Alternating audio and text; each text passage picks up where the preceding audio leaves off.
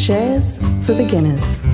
Phil Muscatello and Finpods are authorised reps of Money Sherpa. The information in this podcast is general in nature and doesn't take into account your personal situation. Their love for their children was actually one of the drivers behind why they were in so much financial stress, because they really wanted to provide their kids with the best of everything and not to have to really understand how money worked and not to be burdened with jobs and stuff. And the love, that was sound. But actually, they weren't setting their kids up for success in the real world. They didn't understand the value of work. They didn't understand how to pay bills. They didn't understand how loans worked. And talking to any young adult, those lessons are some of the biggest shocks when you move out of home. And I think you ask anyone, and having those skills early and understanding how to use money to really support yourself in creating a life that, was sustainable and that you really enjoyed, that's a wonderful skill. That's something so valuable to pass on to your kids. G'day and welcome back to Shares for Beginners. I'm Phil Muscatello. Today we're going a little bit off topic to cover something that's currently affecting many Australians, and that's financial stress. The country's been through an extended period of low inflation and low interest rates, but this year has been a rude awakening. Rents are through the roof, credit cards are groaning under the weight of grocery and energy bills, while mortgage holders are seeing their repayments jackpotting nearly every month. G'day, Betsy. What an introduction. I know. Happy thoughts. Happy thoughts. But we were just having a happy thought that this is the third time you've been on the podcast. So welcome back. Thank you. It's always a pleasure to be on Shares for Beginners. Oh, it's always a pleasure to have you, and congratulations on all of the work and kids and life, and everything seems to be going tickety-boo at the moment. Yeah, it's not too bad. I am experiencing all those things that you mentioned in terms of mortgages, repayments, jackpotting, but life is really good. We've got a growing family, growing businesses, and we live in Australia. I That's couldn't right, yeah. really ask for much more than that. But what about grocery bills? Crikey. Well, I had a baby boy first time round, and suddenly we're the 3-litre milk family. I didn't think that would happen until he was a teenager. I'm actually a bit scared about when he becomes a teenager. He has quite the appetite. Boys are like that. I remember that was what I was like. Now, let me introduce you correctly. Betsy Westcott is a financial wellness coach and founder of the Inner Money Journey, a financial coaching platform that helps individuals and couples to live a financially free and secure life. So let's talk about financial stress. How is it affecting, or what's your research showing in how it's affecting ordinary Australians? It's a very ever-present and ever-growing issue. We had that really unusual period where we had the global pandemic, we were all locked down, and that created a lot of financial upheaval then. But coming out of that, all of that pent-up demand, and people had saved money, and we just saw inflation spike because of, more demand, but also a lot of supply chain issues. And to compensate with that, our Reserve Bank, the Reserve Bank of Australia, has initiated the shortest, sharpest rise in interest rates in over 30 years. And that has, worked in some degrees of quelling inflation. But as we were discussing before the show, it's not affecting people evenly. We've also got a whole generation of individuals, working Australians, who've actually never navigated this before as well. So it's a new set of skills that they need to develop, and a new reality that they need to adjust to. Because, if you're an average mortgage holder with, say, maybe a $600,000 mortgage, 4.25% in interest rate rises, that's significant. And that's not money that you can make up in a single year by just negotiating a pay rise. Maybe the exceptional individual might be able to do that, but that means that your dollar's going less distance, and you've really got to make some changes either around your income or your spending in order to compensate with that. And as a result, we've got about 1 in 4 Australians beginning to experience mortgage stress. I would say those figures might have jumped a bit after the most recent interest rate rise. And mortgage stress is defined as your home loan or housing repayment, because this applies to renters who have also had a really challenging time, that equating to more than 30% of your income. And the latest data I was reading just this morning was saying that a couple who had taken out a mortgage just 2 years ago, on the average income buying a median property here in Sydney, their repayments would be making up 66% of their income right now. And that's a big chunk of your pay packet. It's not sustainable, that's for sure. And then as a result of that, a lot more people are cutting back in different areas. They're experiencing more food insecurity, because it's not just housing that's got expensive. Daycare, fuel, electricity, groceries, entertainment, you name it. Healthcare is another big one. So it's a really challenging time for people. And the thing about financial stress, it's not just about the money, is it? It's insidious. It affects all areas of your life, your mental well-being, physical well-being, your relationships, your work performance. Your sleep. Your sleep, that precious commodity. So it's no small thing is what I would say about it. Yeah. So what demographics are being affected at the moment? So research indicates those being most affected are your younger Australians, those who are either renting and are sort of establishing themselves in their careers. They might have significant education debt, HECS help debt. Those with young families and recently acquired mortgages because, of course, with the spike in home prices, that means you've spent a lot of money getting that foothold on the property market, and you also have a high level of debt. So the capacity to absorb those interest rate rises and the significance of those interest rate rises are more profound in that demographic. And it's often coinciding with a period of life, something I'm personally navigating, where, you're bringing little people into the world and that compromises your ability to earn income. And so that's creating a lot of stress. And Alan Kohler, one of my favourite financial experts, he always looks like he's having such a good time when he does his ABC segments, which I always enjoy. But he did a segment analysing the CommBank results recently and, just pointed out in their data that a lot of the contraction in consumer spending's coming from younger generations. They're dwindling down their savings, whereas our older generations are actually upping their spending and also increasing their savings. And then, of course, we've seen and they're getting so much more money with higher interest rates as well. It's it benefits if you've paid off your home. Yeah, good time to be a boomer. In the bank. Yeah. So, some boomers. Some boomers, exactly. We've got to be clear about that. And then also we've seen a lot of corporations have some pretty extraordinary profits this reporting season. So you've sort of got to question, are our corporations sort of taking advantage of this inflationary narrative to actually bank some really good profits? So, yeah, it's not hitting evenly across Australia. But also not forgetting renters as well.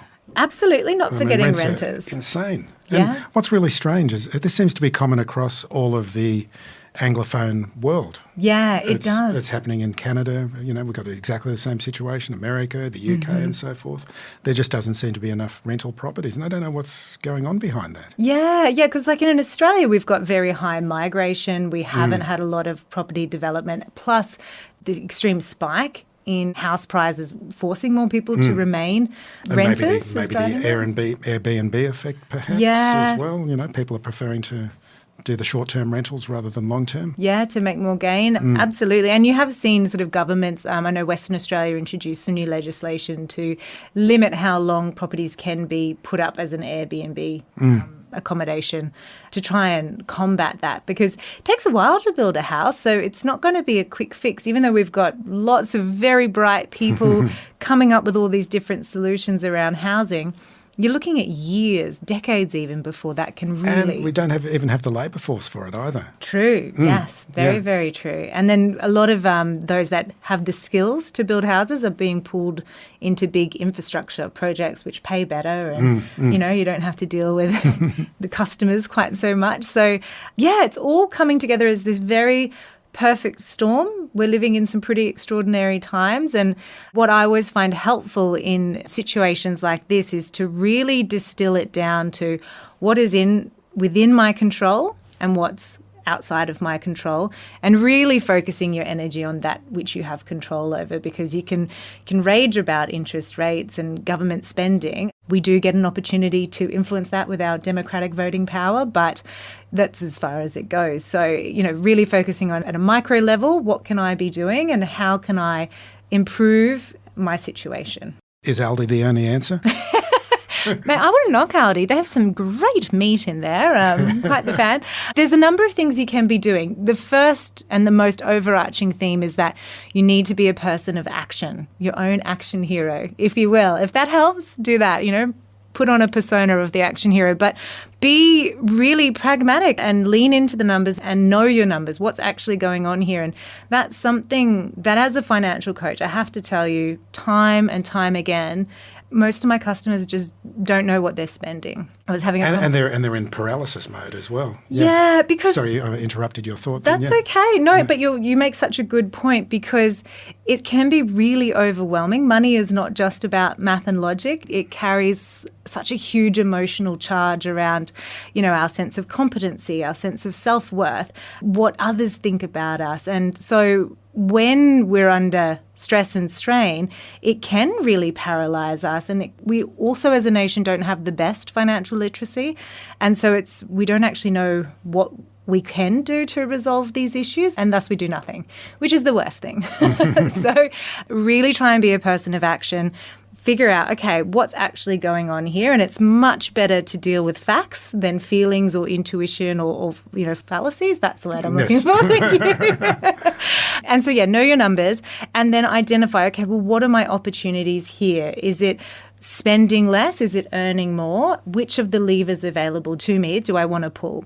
So on the spending less side, look at the things that are costing you the most money, and do you have an opportunity to reprioritize or renegotiate? So if it's high interest debt, you really want to be creating a plan to be making additional repayments and getting rid of that as quickly as you can because it's so expensive. If it's a mortgage or even your lease, is there opportunities to negotiate a better deal? I know for the renters that might be quite challenging in this environment, but if you don't ask, you'll never know. But certainly with your mortgage, make the most of all the information that's at hand. Find out what other institutions are offering on like-for-like payments and see if you can use that to negotiate a better deal. Because, a 1% interest saving on a $1 million mortgage, that's $10,000 back in your pocket, which, I don't know, Per year. Yeah. Mm-hmm. And look, $10,000, I'll take it. Happy days. Then it's looking at your bills. According to Finder, we all spend about $1,200 on unused, unnegotiated subscriptions every year. Again, that goes a long way. So just going, have I actually used this subscription? And I did mine recently, discovered I have a Stan account. Oh, okay. Who knew? Not me. So that was a little, incentive to really cancel that one actually because I wasn't using it clearly. Or am I actually utilising this and getting bang for my buck? Is there a better deal out there? Insurance policies is a great one, particularly as car, health and home insurance have spiked quite significantly this year. So you would absolutely be a fool to just be renewing and rolling over. Make sure you're negotiating a better deal each time. And it's so easy to go to an iSelect or compare the market or whatever. I mean, I just did that recently with our car insurance. I mean, got $300 off it and stayed with the same insurer because they always have retention people that you talk to, And that's the same with the broadband. Yeah, sorry, go on. Yeah, well, no, that to your point though, you have a lot more power than you realise. And these large companies, they don't want to spend money acquiring a new customer when they can just keep you. So they are incentivized to retain you as a customer. So you've got a better chance than you realise at getting some more money back in your pocket. And $300, it's not going to set the world on fire, but it all adds up. And if you do this consistently across all your bills, then you're really going to make some significant savings. But the thing that I like to point out is that there's only so far we can go on the spending side.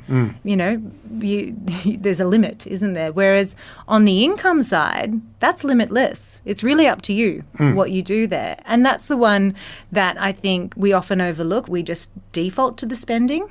But, with the digital economy and side hustles and being able to pick up extra shifts or even just being able to flip things like, look around your house and other items that you haven't been using lately that you can sell. There's a lot of ways to make money. There's online surveys, so many different things if you're willing to do it and put the time and effort in. And I would rather make more money than cut back on my spending, I'll be honest. So making sure you're looking at both sides of the ledger is super important. Super is one of the most important investments you'll ever make. But how do you know if you're in the best fund for your situation? Head to lifesherpa.com.au to find out more. Life Sherpa, Australia's most affordable online financial advice. Yeah, one of my favourite podcasts where I get a lot of inspiration from is Side Hustle Nation. It's an American podcast and it's quite astonishing the kind of money that you can make with a side hustle. And I believe there's a lot of administrative work that can be done online and people who can stay at home and pick up extra work by doing this, isn't there? Yeah, well, I was just doing a lap around Centennial Park the other day, ran into a girlfriend and she had this gorgeous golden retriever with her. And I was like, well, did you buy a dog? And she's like, no, I just put myself up as a dog minder on Mad Paws and I get like $65 a day to hang out with dogs, which I love doing. I was like, yeah. Good Fantastic, on you. yeah. So that works. So let's go back just to, because you mentioned about becoming your own action hero and we talked about paralysis. What's it like, that kind of, I'm just pointing this out because, I'm going through a bit of financial stress at the moment as well, and hearing what you were talking about. We'll come to you and Koshi and Cookie and all of the E's, the blokes there. They should be Cooko and Kosho. I know. What's happened here in Australia? What's going on with Australia? But the emotional side of things about what you're feeling, and it's just actually quite, it's not fantastic, but it's nice to know that you're not the only one going through this. Yeah, absolutely not. And, we all experience financial stress from time to time.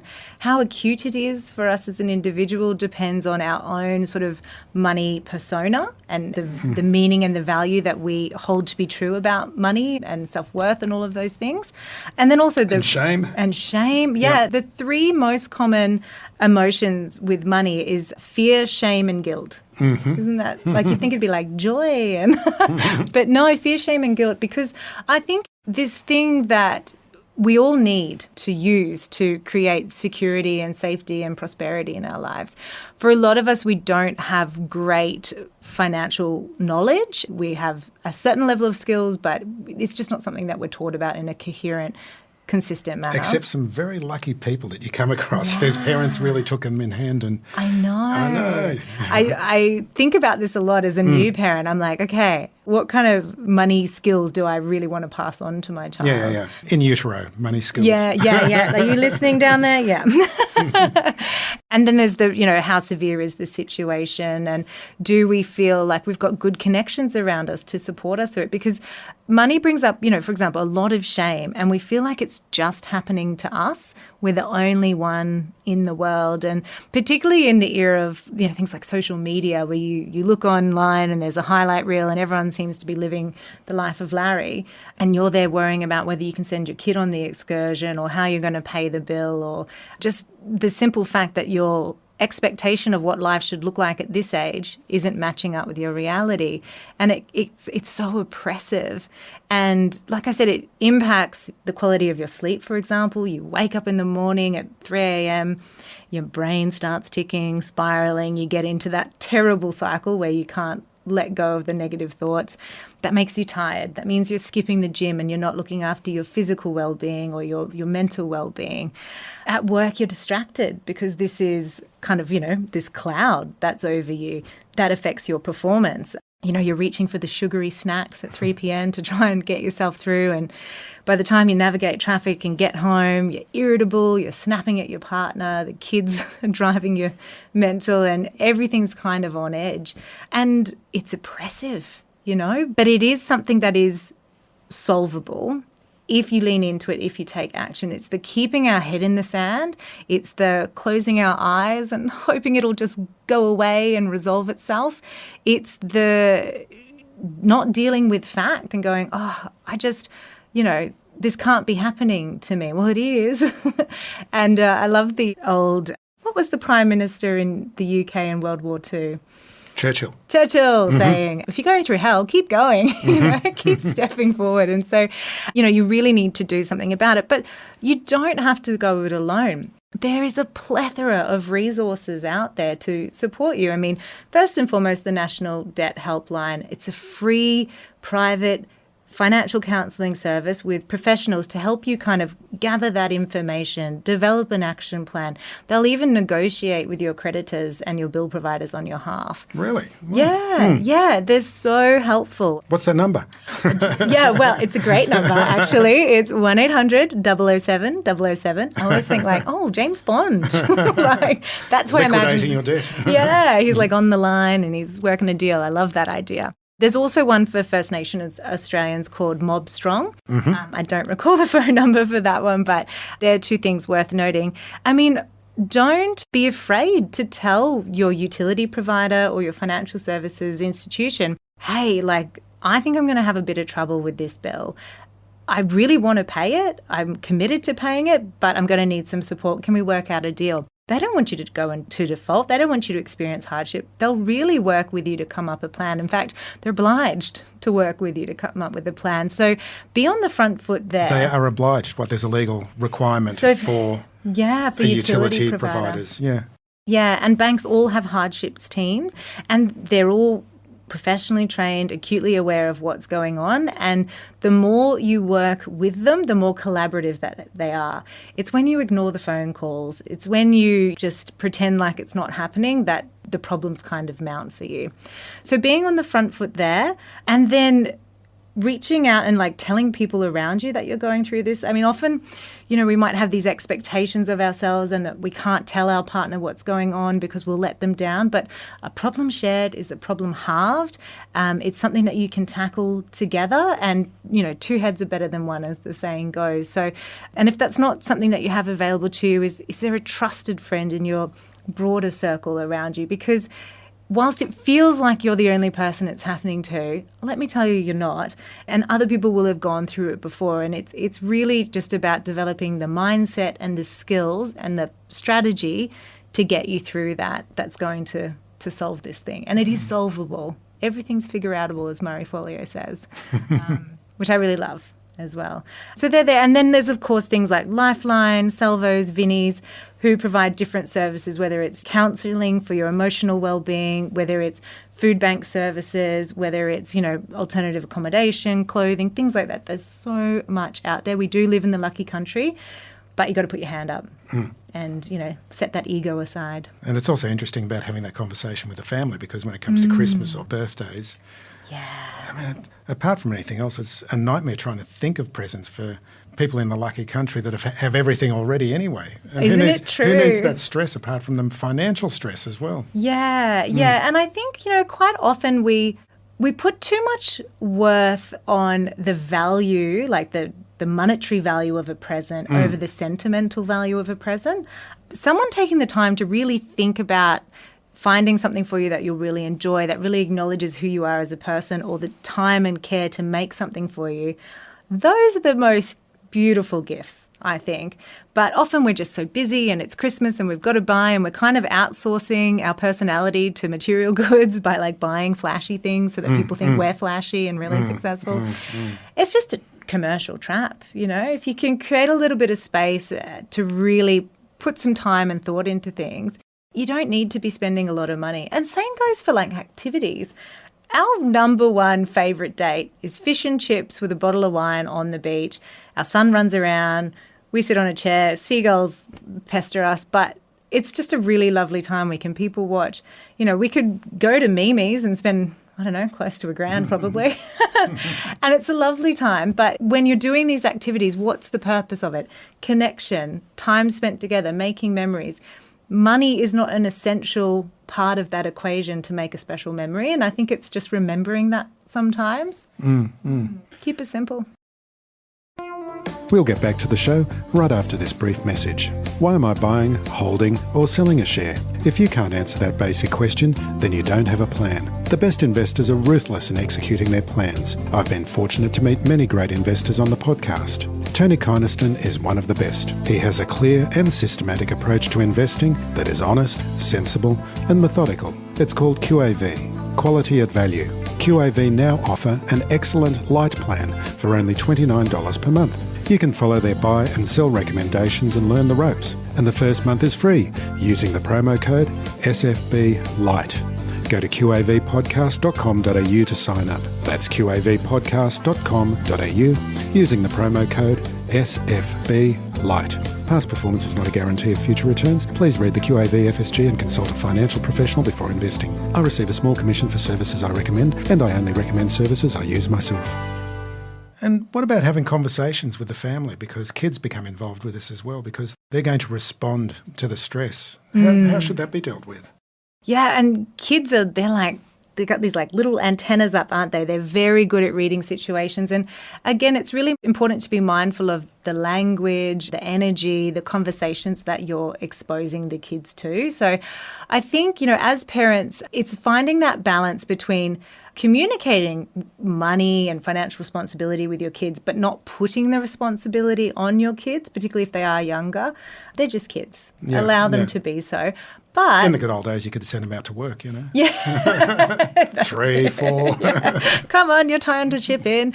But, you know, do explain to them how money works, what things cost, what mummy and daddy do for a living, how do they decide what to spend money on, potentially empowering them to make choices around, okay, here's how much we're going to be spending on a Christmas present. We can do this or that. Which one do you choose?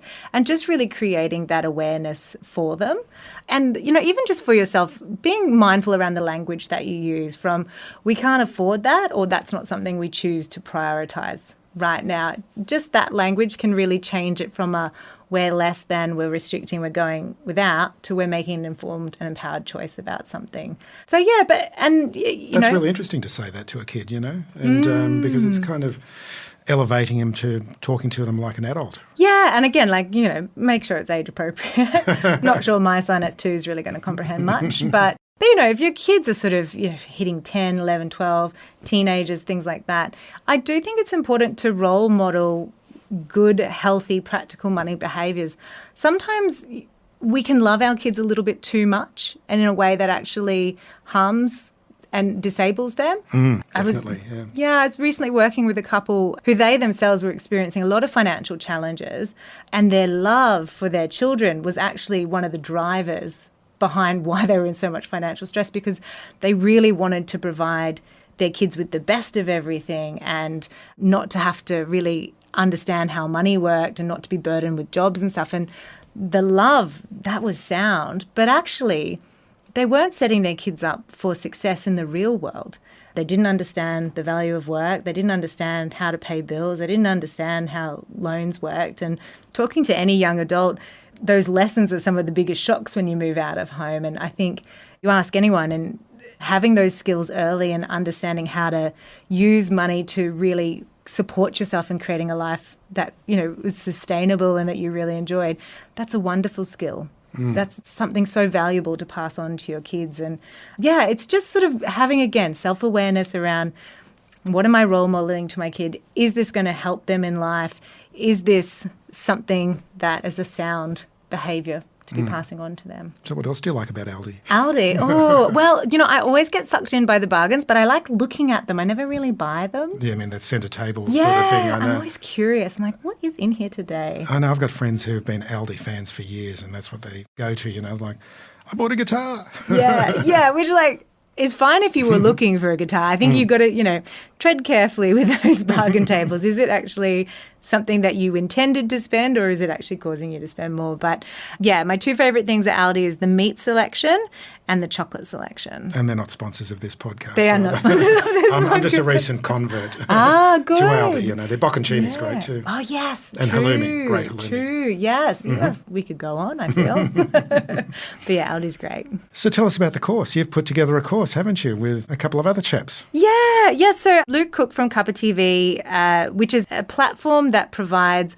well-being content for corporate. You know, we all spend a lot of time at work, and research does show that when you do invest in your employees' well-being, they enjoy their jobs better, they have better productivity and performance, and they stay with you longer. So these are pretty good investment for corporates to do that kind of stuff. So because it's a big thing for corporates these days to provide those sort of things, and financial literacy and so many kinds of things that, I don't know, I've always been a freelancer, so I've never experienced any like, of this. Work packs? That sounds amazing. Give me some of that. Yeah, so he runs Cuppa TV, and that's what they sort of do, and they bring different experts from across Australia and the world to do that. And I'd been a long-term speaker for them. And, you know, Cookie himself has experienced different financial challenges. His first business was decimated by COVID, and that came at a really challenging time in life with 2 little kids and a big mortgage and all of that. And he just really could see the value in actually equipping people with the tools to be able to navigate it.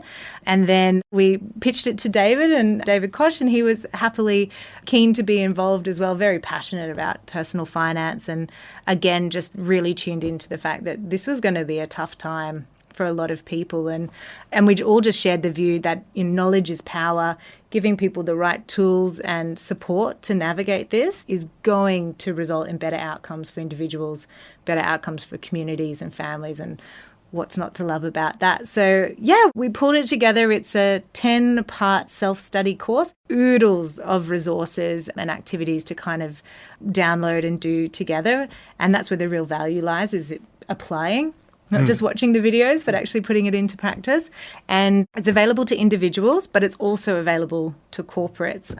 The AMP Financial Wellbeing Survey showed that it's about $2.6 billion every year that's lost in productivity because of the financial stress that individuals are experiencing. And that's research from 2022. I'm curious to see what the data will be this year, because it feels like this is the year that it really hit home for everyone. And it's going to hit even harder next year, because we've still got people going over the mortgage cliff. That's I think it's peaking now, isn't it? It is, just yeah. Right now, that's right. Late November 2023. Yeah, and those jumps are huge. Like in some ways, this doesn't make logical sense, but I almost like that I was on a variable mortgage and had the incremental increase, just because it wasn't such a shock. Because again, lots of clients I'm working with are going from being at a 2% to a 6-7% mortgage. And it's many multiples of what they were paying previously. And that's hard to come up with that kind of money suddenly. As we all know, you've got to be making some priority calls, and we just don't like it, understandably. So people can experience the course. I mean, there's a free video that explains what's in the course as well. It's a great video. I've enjoyed watching it. Oh, thank and you. That's with you and Koshi and Cookie. And yeah. all these Aussie nicknames. I've never been one for Aussie nicknames. With Luke and David. David and Betsy. And Betsy, yeah.